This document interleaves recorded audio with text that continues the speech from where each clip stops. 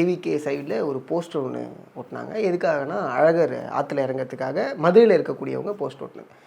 அந்த போஸ்டரை பார்க்கும்போது இன்னும் இவங்க வந்து ஒரு ரசிகர்கள் கூட்டமாகவே இருக்கிறார்களோ அப்படிங்கிற மாதிரியான ஒரு பார்வை இருக்குது. அதை நீங்கள் எப்படி பார்க்குறீங்க?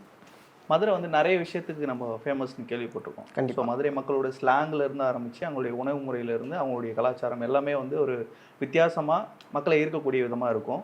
ஸோ சமீபத்தில் மதுரை இப்போது தாவேக்காவையும் விஜய் அண்ணாவையும் வந்து ஒரு இடத்துல வந்து ப்ரொமோட் பண்ண ஆரம்பிச்சிருக்காங்க. ஏன் அப்படின்னா, ஒரு படம் ஷூட்டிங், அது இப்போ கடைசி படத்துடைய ஷூட்டிங்காக திண்டுக்கல் போகிறதுக்காக மதுரையில் போயிட்டு அவர் போகிறது.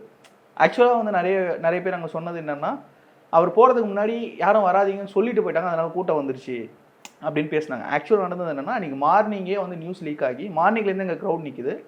ஈவினிங் தான் இவர் கிளம்புறாரு.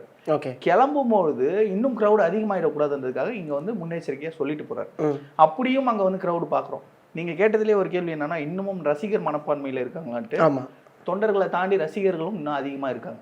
பொதுமக்கள் இன்னும் இருக்காங்க, கட்சிக்குள்ளார தொண்டர்களை வராமல். அவங்க எல்லாருமே தாவேக்காவுக்கு வாக்களிப்பாங்க. வாலண்டியர்ஸாக வந்து வேலை செய்கிறவங்க அப்படின்றது டிஃப்ரெண்ட்.